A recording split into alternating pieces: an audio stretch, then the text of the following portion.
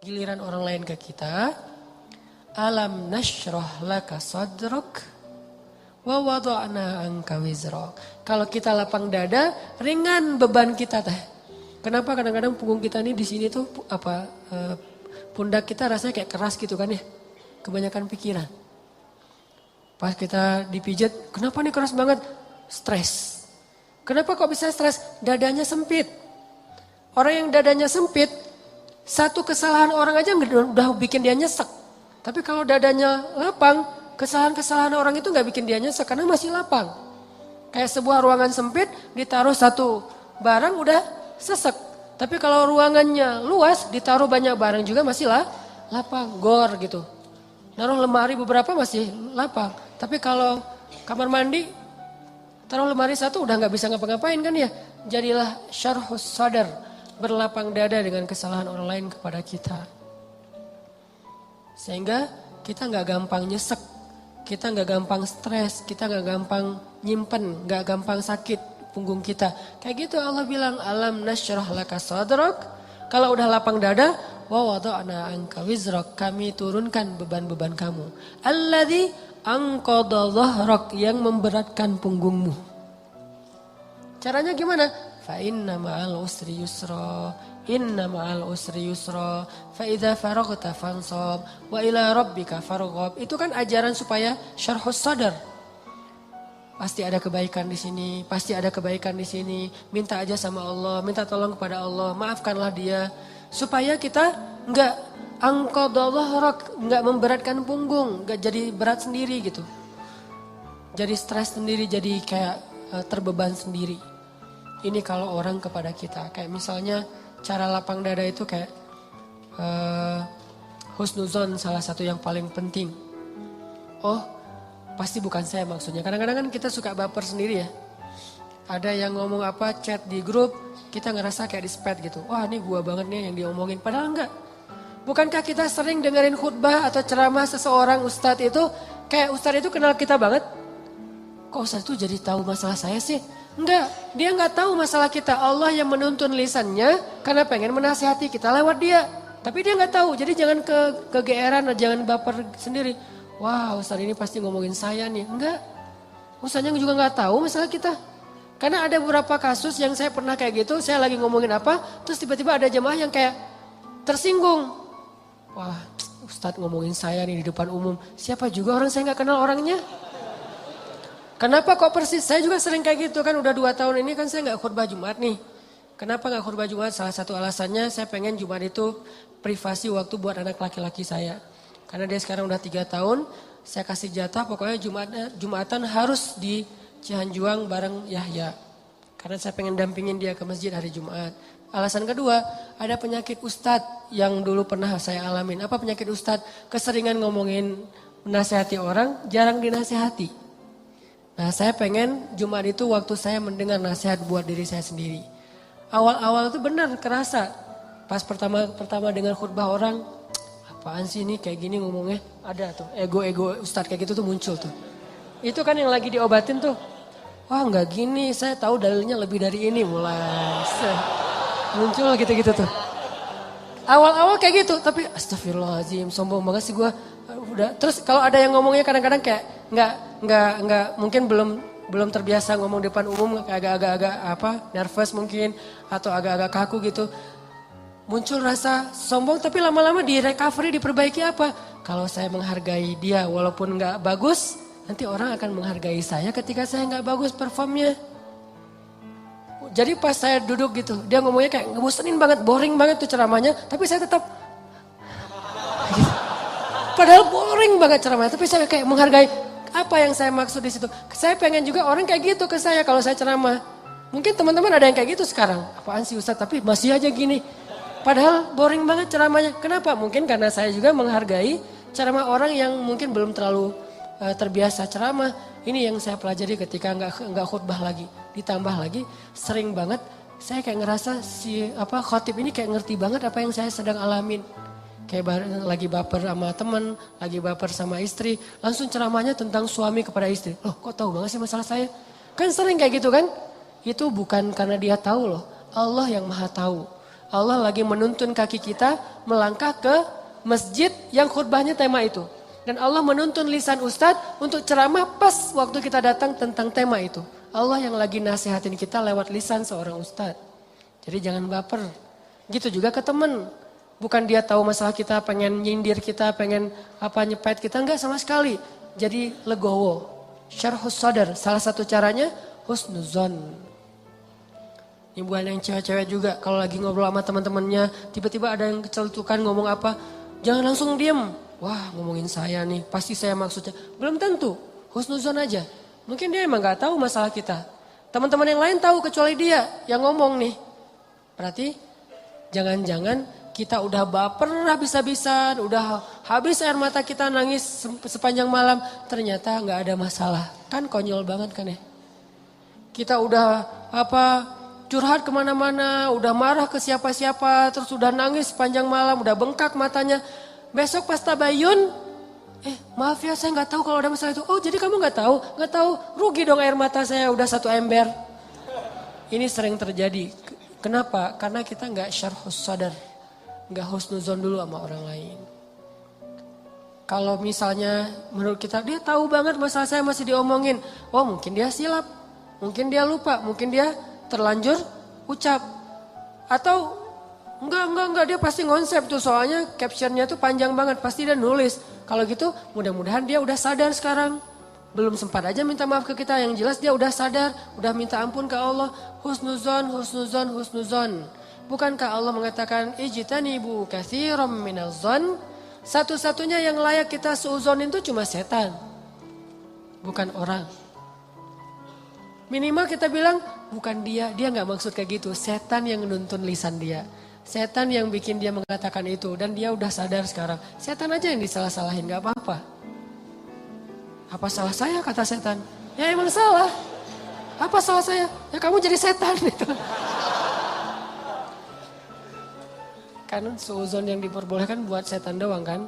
Kayak Nabi Yusha ketika lupa masalah ikan dengan Nabi Musa pas nyari Khidir. Apa kata Nabi Yusha? Wa ma ansanihu illa syaitanu an adzkurah. Maaf ya Nabi Musa, tidak ada yang buat saya lupa kecuali syaitan. Jadi yang dikambing hitamkan oleh Nabi Yusha adalah setan. Lagian kalau kita ada masalah, pasti kita ngomongnya apa? Auzubillahi minasyaitonirrajim. Setan bilang, enggak, saya enggak godain kamu aja sendiri kegeeran. Kan bisa aja gitu kan ya. Tapi tetap itu udah fitrah. Nah, dia setan. Tapi kalau jin enggak. Kita nggak boleh suuzon sama jin. Ada penampakan apa, nih kayaknya mau ganggu saya sholat tahajud nih. Enggak, dia cuma lewat doang gitu. Tapi kalau setan benar, nggak khusyuk pasti setan. Nggak bisa move on, pasti setan.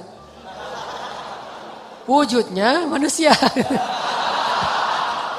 Kan setan itu minal jinnati wan nas ya, dari jin dan manusia tuh. Enggak. Bercanda, astagfirullahaladzim. Nanti saya di-report, di-ban lagi akun saya. Sama mantan-mantan. Banyak gening. Oke. Dari orang ke kita, syarhus sadar. Cara syarhus sadar, lapang dada gimana? Husnuzon. Dan ini gak bisa sekaligus, teman-teman saya juga masih belajar husnuzon. Oh mungkin. Iltamis li akhika alfa uzrin. Cari 1000 alasan buat saudara kamu. Kalau gak bisa gitu minimal cuek. Arti cuek gak usah dipikirin. Gak usah dibahas. Kadang-kadang ngebahas satu masalah sebetulnya cara lain buat setan untuk bikin kita gak pernah bisa selesai dengan masalah itu. Terus aja dibikin berlarut-larut. Kayak ada teman kita habis ada masalah sama temannya yang lain. Gak usah dibahas sama kita. Kemarin gimana masalahnya udah beres? Jangan ditanya, udah aja lupain. Begitu kita tanya dia akan bilang lagi. Ya tuh enggak apa kemarin dia masih ngomongin saya. Oh gitu, terus kita pancing-pancing lagi tuh. Harapannya apa? Niat kita pengen empati. Padahal itu bukan empati itu. Pengennya kita berpihak sama dia. Itu enggak berpihak. Tahu enggak apa arti namimah atau mengadu domba? Kata Nabi, la yadkhulul jannah an-nammam. Enggak akan masuk surga orang yang suka mengadu domba. Enggak akan masuk surga. Nah, adu domba itu ada 2, teman-teman. Ada adu domba orang yang memang jahat, ada adu dombanya orang soleh. Orang soleh juga bisa mengadu domba. Gimana caranya?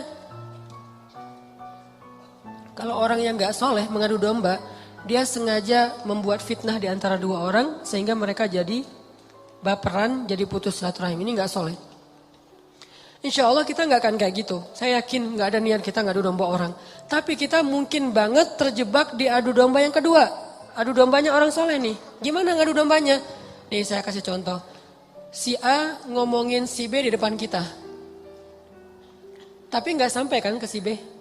Kita yang dengar, si B gak dengar. Misalnya kayak dia lagi ngejapri kita, yo dia gini. Kita akan yang tahu. Terus kita capture, kita forward ke si B. Ini aku bukan mau manas-manasin ya. Tapi ini cara jawabnya gimana nih, dia ngomong kayak gini tentang kamu. Kita capture, sakit hatilah si B. Oh ternyata dia ngomongin saya di belakang. Itu perumpamaannya kata para ulama. Si A manah si B, tapi gak kena, anak panahnya jatuh di lantai. Kita ambil, kita tusuk ke dadanya sambil kita katakan ini bukan dari saya lah, dari dia loh ya. Nih. Kayak gitu analoginya. Itu namimahnya orang soleh. Adu dombanya orang soleh. Jadi kita nggak niat memfitnah. Kita niat pengen menyampaikan kebenaran, kita lagi empati, pengen tabayun. Gak usah tabayun kepada korban, tabayunnya kepada pelaku.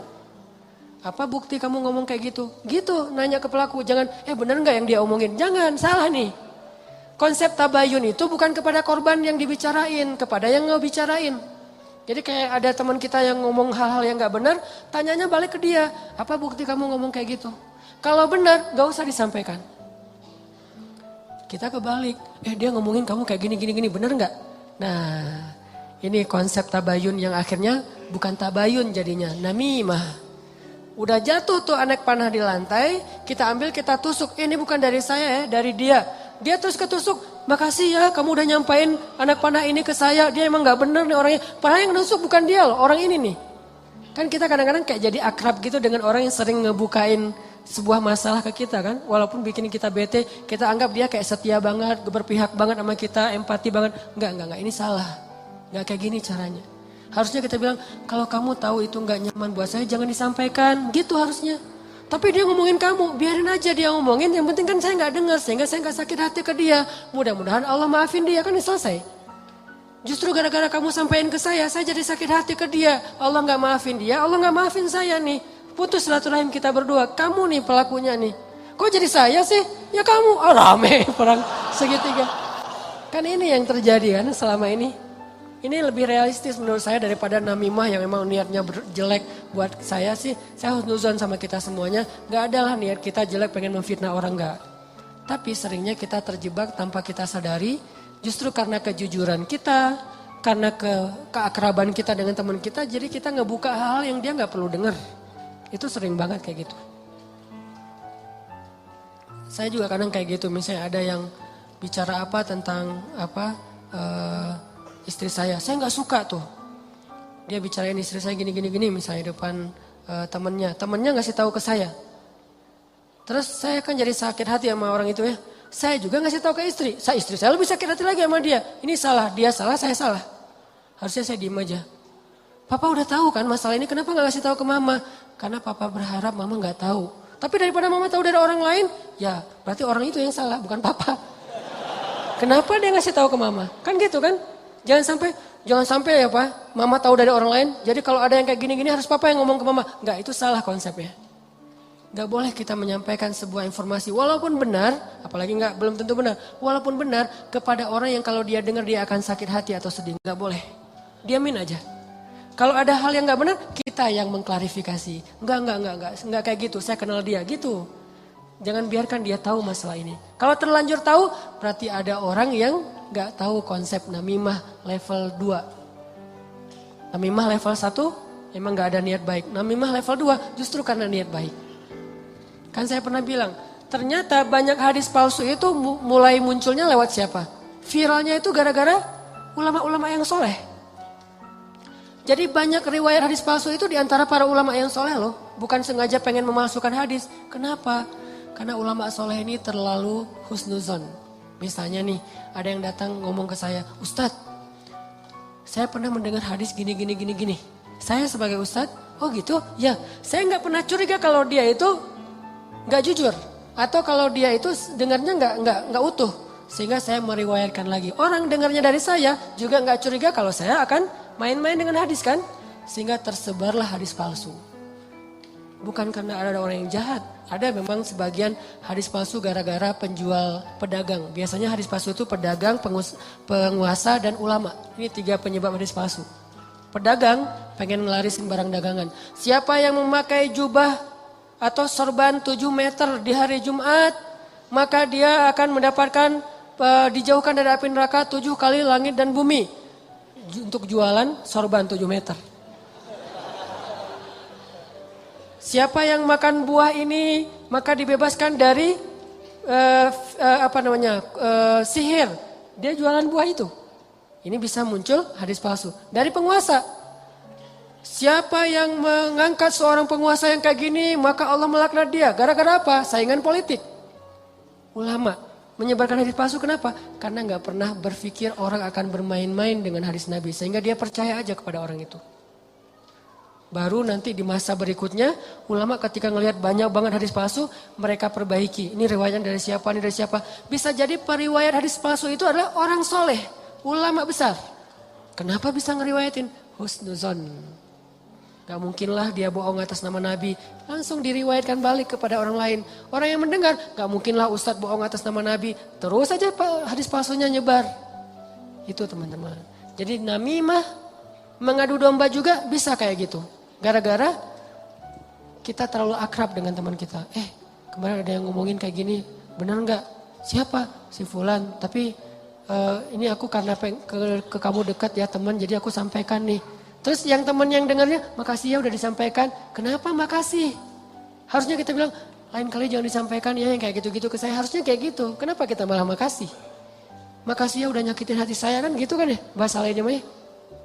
Makasih ya udah bikin malam saya nggak tenang. Makasih ya udah bikin saya bete. Buat apa? Jangan disampaikan.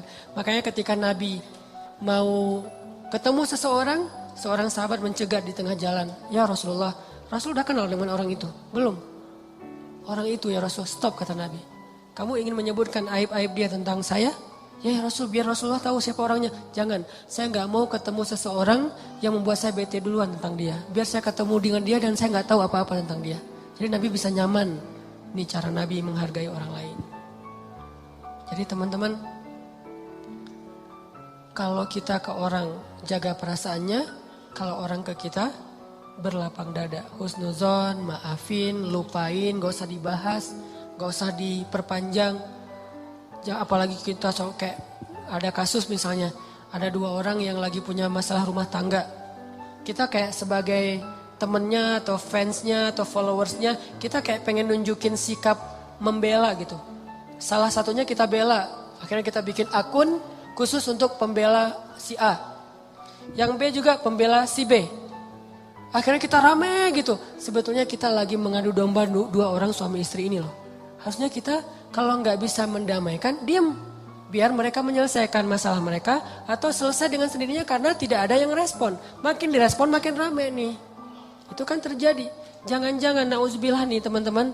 Ada peran kita di dalam perceraian 2 orang yang mungkin terjadi. Atau 3 orang atau 4 orang atau sekian banyak orang cerai gara-gara kita nih. Kenapa gara-gara saya Ustadz? Gara-gara kita ngebelain dia. Makin dia mantap untuk menceraikan pasangannya.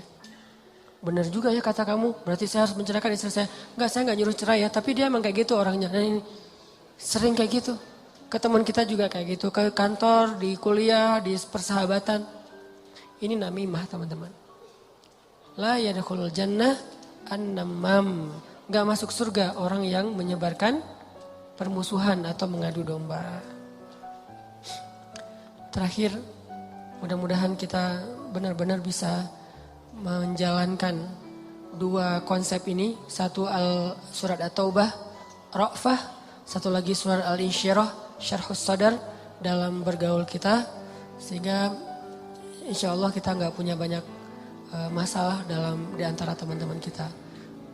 Udahlah, jangan sampai kita larut terus membahas masalah pribadi. Ada banyak masalah umat yang harus kita bahas. Kalau kita benar-benar seorang muslim yang empati kepada umat, mending kita habisin energi kita buat ngomongin Dayakolot, ngomongin banjir di Bandung Selatan, ngomongin orang-orang yang pengangguran, ngomongin teman-teman kita yang kena narkoba di luar negeri, ngomongin Rohingya, Suriah, Palestina, apa yang bisa kita bantu buat mereka. Mending energinya dipakai buat itu daripada habis terus energi untuk masalah kita pribadi. Kayaknya egois banget sih. Di sana banyak yang butuh pertolongan kita malah sibuk dengan urusan pribadi. Itu buat saya tuh nggak keren. Kita terlalu egois membahas masalah pribadi. Boleh, tapi porsinya jangan kegedean. 30% aja, 70%-nya untuk umat. Saya juga punya masalah keluarga, semua orang punya masalah keluarga, tapi saya nggak mau berlarut-larut. 30% aja, sisanya kalau saya ketemu sama teman, pasti yang dibahas masalah kemaslahatan umat. Mudah-mudahan ini bermanfaat, mohon maaf kalau ada salah kata. Dan semoga Allah memberi ilham dan taufik dalam hati kita untuk menjalankan apa yang sudah kita dengar, bukan hanya jadi wawasan, bukan hanya jadi teori, bukan hanya jadi sekedar wacana, tapi memperbaiki perilaku dan akhlak kita.